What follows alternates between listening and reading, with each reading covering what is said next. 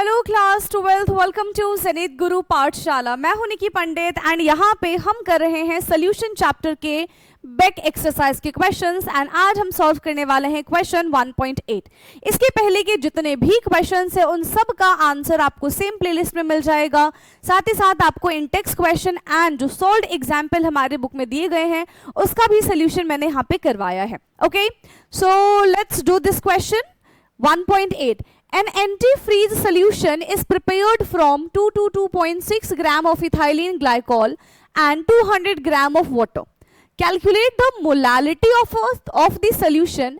If the density of the solution is this, then what shall be the molarity of a solution? ठीक है, तो सबसे पहले हमको यहाँ पे मोलालिटी कैलकुलेट करना है एंड देन हमको मोलारिटी कैलकुलेट करना है।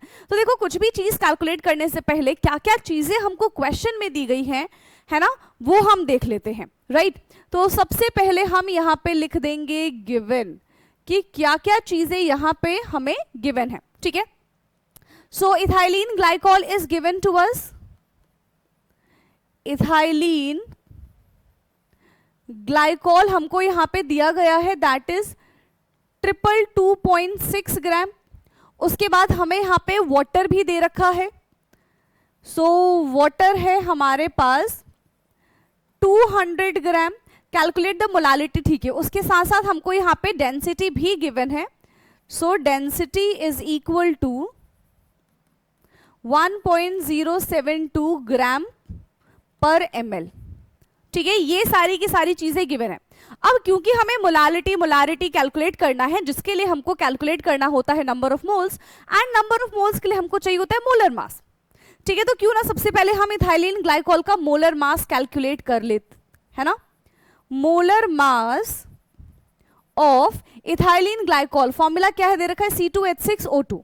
C2H6O2 कैसे करेंगे,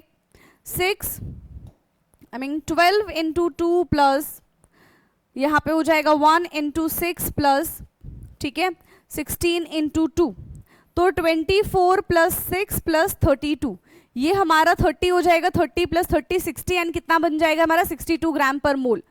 62 ग्राम पर mole. So this is molar mass of ethylene glycol. ठीक है, this is molar mass of ethylene glycol. ठीक है, अब हम मोल्स निकाल लेते हैं। Moles of C2H6O2। ठीक है, क्या निकालेंगे हम, मोल्स निकाल लेते हैं C2H6O2। So N is equal to given mass upon molecular mass. Given mass कितना दे रखा है, 222.6 और मोलर मास हमने कितना निकाला है, दैट इज 62। तो 62 इज इक्वल टू आ जाएगा लगभग 4 के आसपास आ जाएगा ये 3.59 मोल्स। ठीक है, 4 मतलब 3.5 के आसपास, 4 नहीं, बहुत ज्यादा हो जाएगा, हाँ 3.59 या फिर 3.6 आपका आंसर यहाँ पर आएगा। तो यहाँ पे हमने क्या कैलकुलेट कर लिया, नंबर ऑफ मोल्स कैलकुलेट कर लिया।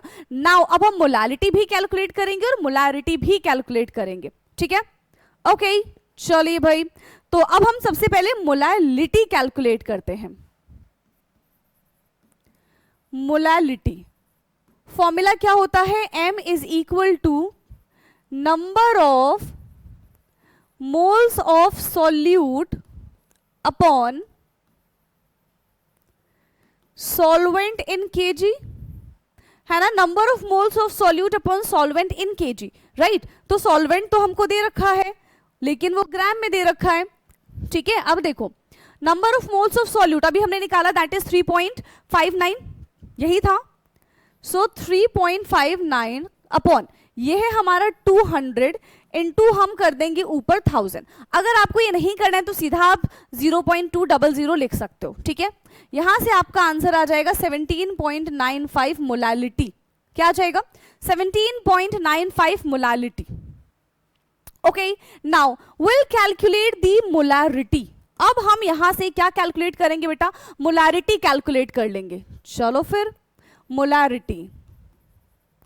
मोलारिटी का फॉर्मूला होता है number of moles of solute upon solution in litre. ठीक है, वहां पे सॉल्वेंट था, यहाँ पे सोल्यूशन इन लीटर है।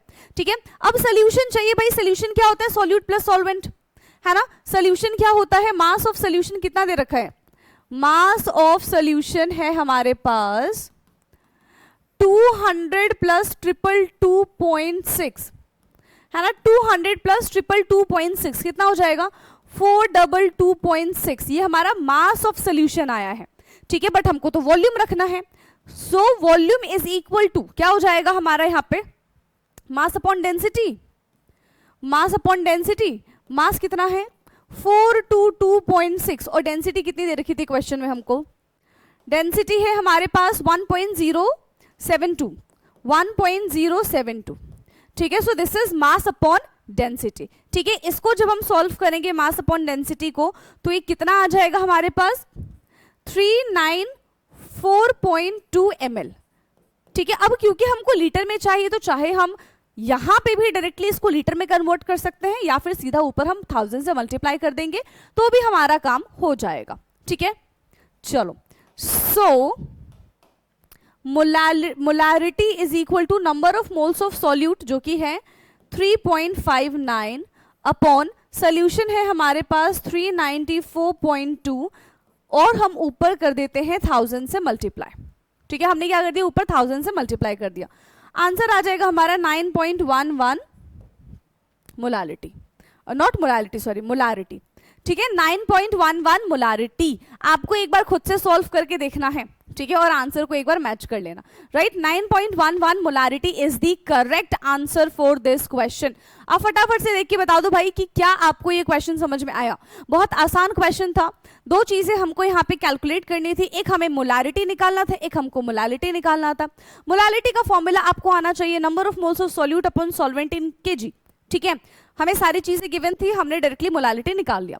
अब जब हम बात करने जाते हैं मोलारिटी के बारे में, सो हमको सोल्यूशन चाहिए होता है, तो उसके लिए हमने क्या किया, solute plus solvent give solution, तो सोल्यूशन का मास मिल गया, मास मिल गया, हमें डेंसिटी पता थी, हमने उससे वॉल्यूम निकाल लिया, वॉल्यूम निकाल लिया। अब चाहो तो उसको ml में भी कर सकते हो, तो ऊपर 1000 से मल्टीप्लाई करना पड़ेगा। अगर डायरेक्टली आप लीटर में करते तो लीटर में करने के बाद ये कितना बन जाता, 0.3942 बन जाता। ठीक है, तो भी हमारा आंसर सेम ही आता, राइट।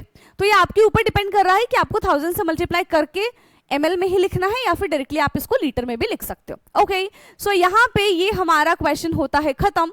अब हमारी मुलाकात होगी अपने नेक्स्ट क्वेश्चन में, तब तक के लिए इसको अच्छे से देखो, पढ़ो, खुद से सॉल्व करो। कोई भी डाउट आता है बेटा तो कमेंट करके पूछ लो। Okay, thank you so much.